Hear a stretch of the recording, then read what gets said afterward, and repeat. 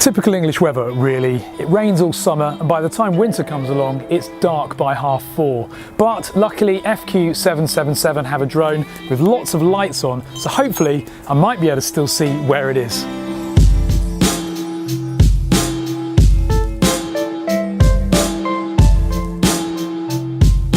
Sent to us for review by RC Moment, the FQ02W is a budget quad costing about $60 or about £55. Links to this product are in the video description, so do take a look. Enjoy the review, comment below, give us a thumbs up, and of course click that subscribe button. So into us from rcmoment.com is the FQ777 FQ02W. Now, if that model number and brand isn't confusing enough, well, I don't know. So yeah, FQ777 is the brand and that is the model, the FQ02W. Links to this product are in the video description. Now, the first comment is, what lovely packaging.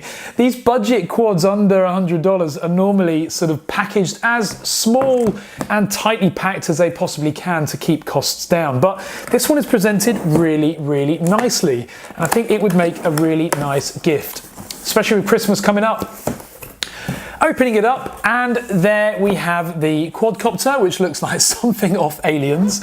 We've got a transmitter box and a spare parts box. So we'll take the quad out and we'll have a look at that first. So there we go. It does, I don't know why, it's got some kind of an insect look about it, this quad. It's got folding arms, and so they fold out like that. You'll also notice that it's a stretched shape rather than your traditional symmetrical square. We've got a bit of almost like a stretched quad. Now that obviously is going to be better for forward speed, and it does look quite aggressive, this thing as well, so I'm quite looking forward to flying it. Once the arms are unfolded, they don't lock in. Now, unfortunately, you then have to attach these little clips, which I think is a little bit clumsy in design, but it's not the end of the world. So with those all clipped in, the arms are now solid, and we can see the quad in its unfolded state, and it does look really good. It's got a very premium feel to it as well. Now, there is quite a bit of weight to this. That's the first thing I noticed, but there is a good reason, and that's because of the gigantic battery that we have attached in the rear. Now, the battery doesn't clip in, it literally pushes in, and it looks like that. Now, the battery is a 2S 850 milliamp, which is pretty big for a budget quad, and so I think we're going to get some quite impressive power out of this. So as mentioned, the battery has two connectors on there as well. One's a balance port, one's a JST connector. That plugs in, make sure you align them properly, and then just push it into the back like that. So looking around this quad, we've got a power button on top with a set of LED lights, which I guess are going to show us the battery charge level. We've then got, of course, the folding arms, and on the folding arms, there are some LEDs. I'm guessing we've got green and red, and those LED panels as well are transparent, so they're also visible from the underside. So that's going to look great when we power it all up. On the actual arms themselves, we've got the brushed motors. And these are upright brushed motors, but they're also geared. Now you can hear and feel the power of the gear. So the fact that that gear is very obvious suggests to me that this thing has got quite a bit of power. So we're going to see that during the flight test, but they are brushed motors. We've got these nice red spinners on top of the props as well. On the ends of the arms are also some little brackets to which you attach the prop guards, which literally clip in and just unclip out, so very easy to attach. Looking on the underside, we've got some brackets here for the landing gear feet, and they come in the accessory pack, so they just, again, push in, and you can secure them with a screw if you want. You can see the underside of the gears on the motor arms there as well, so there you can see the gigantic cogs as part of the gearing mechanism. And then on the front here, we've got the little camera unit. So it's a 720p camera. And what's interesting is that the whole unit detaches. So actually, if we slide this out like that, the whole unit comes out in one piece. So the nice thing about that is that you could actually install a higher resolution camera into this bay at a future stage. But the entire unit is self-contained. So you can see we've got the little Wi-Fi 2.4 gig antenna there. And if you want to fly and save a bit of battery time, disconnecting that obviously is going to give you a longer flight time as well, because it won't be powering that Wi-Fi transmitter or the camera. So this element here basically is to connect to your phone to get your live video feed. Very quick inspection of that camera unit. Now, there isn't actually an SD card slot. There is what looks like could have been an SD card slot, and I'm guessing that on a premium or more expensive model, there is actually the ability to put an SD card in there. But what that means is that the footage that you get from this drone is stored straight to your mobile phone, not on an SD card of any sort.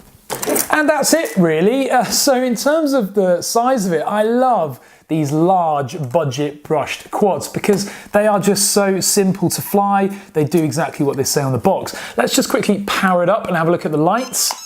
Yay, doesn't that look great? So we've got red on the back, green on the front, blue charge level lights to indicate the battery level. And as I said, the lights are also visible from the underside as well. So this is going to look really good in the air.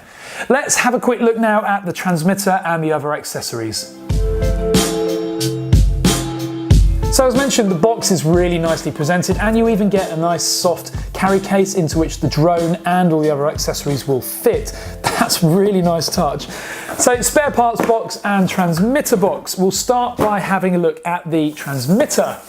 So this is a basic 2.4 gig transmitter, probably going to give you about 50 meters to 100 meters range. So as with most of these cheap transmitters, the key assignment is normally pretty much the same. We've got mode 2, so we've got our throttle and yaw on the left-hand side, then we've got our aileron and elevators on the right. On the shoulder buttons at the top, we've got the first button here, which is the sensitivity. So we've got 3 different speed modes.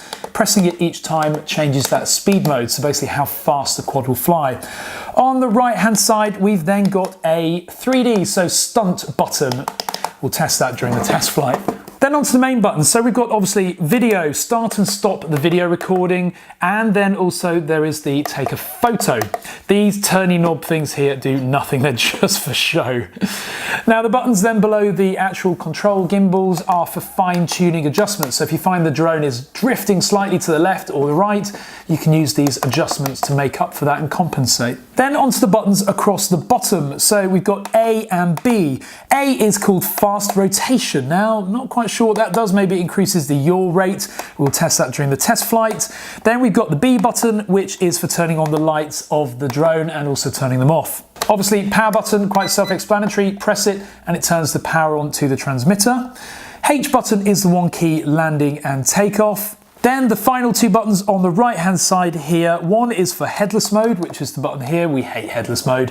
Unless you've got a GPS on board, it's pointless. And then there's the one key return, which again is a little bit pointless. It tries to use the same technology as headless mode and gyros, but it just never really works unless you've got a GPS. So that's the transmitter. Overall, quite a nice feeling transmitter. They've clearly copied DJI. Let's have a look at the accessories. So within this nice accessory box, we've got the following goodies. Plastic bag, and inside there we've got, first of all, the landing gear feet. So as I said, these just simply clip into the bottom of the drone and give you something for it to land on. We've then got the mobile phone holder. So this is to attach onto the transmitter, and this basically lets you insert your phone so that you can have your phone connected to the transmitter whilst you're looking at the live video feed. We've then got a set of 4 prop guards. That's great, and as mentioned, they just clip in, no screwing them in or anything like that. They clip in and that's it. And then finally, we've got a bag of little bits. So we've got 2 screwdrivers because one is never enough. They look slightly, yeah, okay, that one's slightly smaller actually. A USB charger for charging up the battery. That uses the balance port as well. So actually, if you've got a proper ready controlled charger, you could plug that battery straight into your actual charger and make sure it lasts a bit longer. Obviously, these USB budget chargers are never particularly good. So overall, that's it. A really nicely presented, good looking package with loads of accessories and of course a nice transmitter and a great looking quadcopter. I think it's time to go to the field to test fly it. We're just so used to gloomy days in England. It's so depressing and winter's on its way, so it can only get worse. But at least we've got new goodies to play with. So first thing I'm going to do, turn on the transmitter. Like that, turn on the drone, like that. That of course now is going to make it start emitting its Wi-Fi. So what I'm now going to do is on my smartphone. I'm going to connect to the network, which hopefully will appear. There it is. No password on there, so you just literally connect to it. And when we're connected, we can now open the app. Now the app is called JAD UFO, J-A-D UFO. You think it would be the FQ777 app, which does exist, but it's not for some reason. So once you've got the app fired up and you're connected to Wi-Fi, click play, and there's our live stream. Woohoo! So the live stream is not great quality, I must say, not great quality at all, but it's not bad. So what I'll do now is also get that recording in a minute. But the first thing I want to do, and the first test you should always do of a drone, is fail-safe, especially with these cheaper drones. So what I'm going to do is hold the drone up. I'm going to press the auto takeoff button. Be very careful when you do this so you don't chop your fingers up. Throttle to full, back to naught. Now we're bound with it. So press the H button. That'll start the props going. What I'm now going to do is turn off the transmitter like that, and let's see what happens. It's powering down. That's really good. So Failsafe activates almost immediately there, which is a really good sign, and it's beeping as well, which is going to help us to find it. So I'll turn back on the transmitter, and then we'll go through the binding process again. So full. There we go. Yay, so we rebound. And that's all really good. So well done, FQ777. Nice to see that you're safe there. So I'm now going to start the video recording. There we go. And I'll put that on the screen shortly after we take off as well. And let's go. So I'm going to press the H button, which starts the props going and takes off. Now remember, there's no GPS on this drone and therefore it will drift. The first thing I notice is there's quite a bit of vibration there. So if I just bring that towards me a little bit, look at that wobble. Now that could be caused by unbalanced props, or it could be caused by some other reason, but most likely reason are the props, but also that's, of course, that kind of wobble is going to give us horrific jello on the video. So I'm just going to quickly trim it now using these little trims on the transmitter so that we can get it hovering nice and steady on the spot. That's pretty good, I would say. There we go. So we've now got the drone hovering by itself. Okay, let's give it a bit of a fly. Ooh. Those props just sound great in the air. So that's full forward stick at the moment. And as you can see, it's quite leisurely. Now I am giving a little bit of up throttle there to keep it above the ground. It has got altitude hold, this one. But at full power, it does seem to drop a little bit, but they all do that, to be fair. But it goes quite nicely, this. I'm gonna go into the next sensitivity mode now. This is mode 2. Now I'm having to give it much more throttle now to keep it above. The altitude hold is only really working at lower throttle. But yeah, it's pretty good. It's quite a sporty one, this. So I'm just doing some filming of ourselves going around. Hopefully that looks nice on the onboard video. Maybe a bit jerky. Now do remember with this one that the onboard video is not going to be great because the camera's pointing straight forward, it's not pitched down. So if we do get some altitude, it's not really going to be looking down at you. But I'm going to go to the third sensitivity now. Oh yeah, look at that pitch, much better. Having to give much more throttle now to keep it above the ground. It does go well though. Let's do another fast pass here. Not bad. I do love these big brushed drones, they're great fun. So, right, let's try some stunts, because this thing does do 360 maneuvers. So let's start by doing a flip. Here we go. Whoa, okay, that was a bit untidy. So this is not an indoor drone. It's far too big to be flown indoors. And certainly if you try and do one of those flips, it does ascend before it does it. So you may end up hitting the ceiling. But that's pretty good actually. Now I'm going to, let's get a bit of, let's take it a bit further away. Bit of a range test, I guess. We'll fly it down there, because if it does fail safe, I know there's nothing that it can hit. Oh, and there's the fail safe. Okay, so I would say in terms of range, that's probably only about 40 meters perhaps. So quite short range actually on this drone. But you know, at least it did fail safe nice and safely, and it cut as soon as it was out of range. So that's really good. Now, here's an interesting point. When it hit the ground, the arm catch flung off, which I guess actually prevented it from damaging itself. But, uh-oh, the battery's come out. Let's hope we can find it.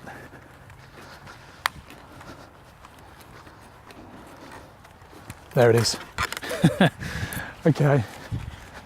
So in terms of avoiding damage to itself, these arms that flick back, it's actually quite a good thing, because it means that rather than the arms snapping off, they actually just fold back and no damage is done. Battery did come out, so if you do crash yours, just remember to go back and make sure you've got the battery.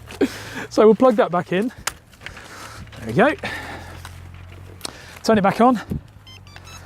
Well, that crash certainly isn't going to do the the already unbalanced props any good. But anyway, so we'll bind it again. So obviously because of the crash, we lost Wi-Fi connection because the battery came out. So I'm going to connect it back and then go back to the app, and we should hopefully get our live feed. There it is, lovely. So I'll start recording again. Video on. Video is on. Okay, and let's have another quick flight. So press the H button on the controller and it automatically ascends. And there we go. Now obviously it's drifting again. As I mentioned, it will drift because it has no GPS. This can't really expect a GPS for the price of a drone like this. So there we go. Let's fly it towards us. Video probably is looking horrible in this light. It's a very muggy, grey, miserable day today. Right, let's get a bit of altitude. Now we know that the range is about 30 meters, so I'm not going to take it any higher than that, because it will drop out of the sky probably. But it's lovely and stable up there, you know, considering that this hasn't got GPS. It's floating up there quite nicely, and I'm giving hardly any control inputs. Let's bring it down, see how it ascends. Nice slow descent rate, no prop wash there. So nice and controllable. You know, in terms of who could fly this, well, I wouldn't say it's exactly a beginner's drone. But on the other hand, it's got altitude hold. And so I see no reason really why a beginner couldn't fly it. It's nice and fast as well.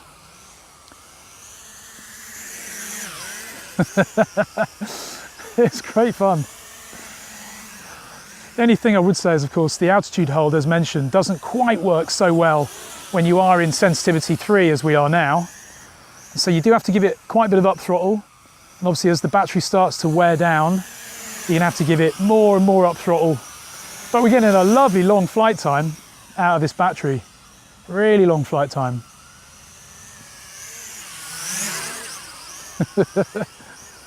Right, let's try for some really fast flyby. Okay, you ready for this? Okay, here we go.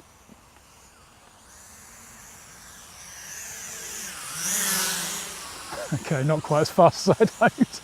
Let's try that again. If I start high, I won't have to give it as much up throttle. Right, here we go.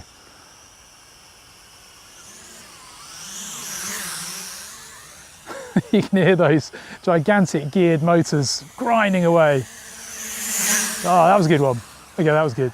So yeah, in general, you know, for the price of it, it's nice and big drones, big quadcopters are lovely for training on, because the weight makes them quite a bit more stable. Although bear in mind, the bigger they are, the more damage they can do. And what you don't want is this colliding with your face.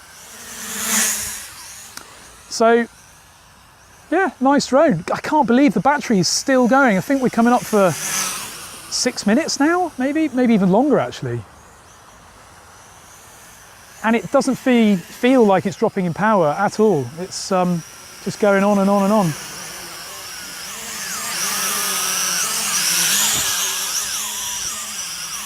Makes a lovely noise. Right, I'm going to stop the video now. Do remember as well with a drone like this, if you don't stop the video and then you turn the drone off, it's possible that the file will end up corrupt and you'll lose that video. So it's always best to stop the video at various intervals. I can't believe this thing is still going.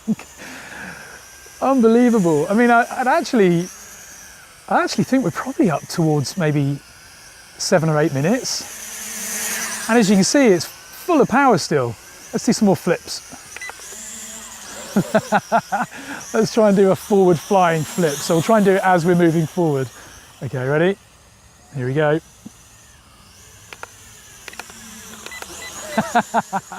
Oh, okay. Not sure what happened there, but our folding arm luckily kicked in again and the arm folded back instead of breaking, so that's good. Not sure quite what happened there actually. That's a bit unusual. It might just be that because I was flying it with forward flight, it just got a bit confused, but I tell you what, it's certainly a robust drone this. It's back in the air and flying absolutely perfectly again. So let's try another flip. There we go, and another one.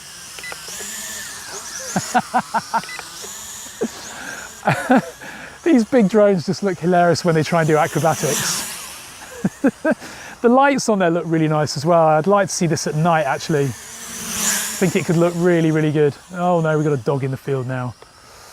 Okay, probably gonna get chased by a dog in a minute. So yeah, the lights are also really good for your orientation. You know that the green is the front, red is the back. Now, talking of lights, we've got flashing lights at the moment, which is an indication to us that the battery is starting to go. To be honest, considering the flight time we've had, I'm not surprised. That's really impressive. So we'll bring it down for a landing. I'm going to press the H button on the controller and it'll land itself. Still fully controllable as it's landing, which is good as well. And the undercarriage means you don't get it soaking wet when it touches down. So in summary, a really fun quadcopter, cheap and cheerful, and also of altitude means it's nice and easy to fly. Hello. And there's a dog.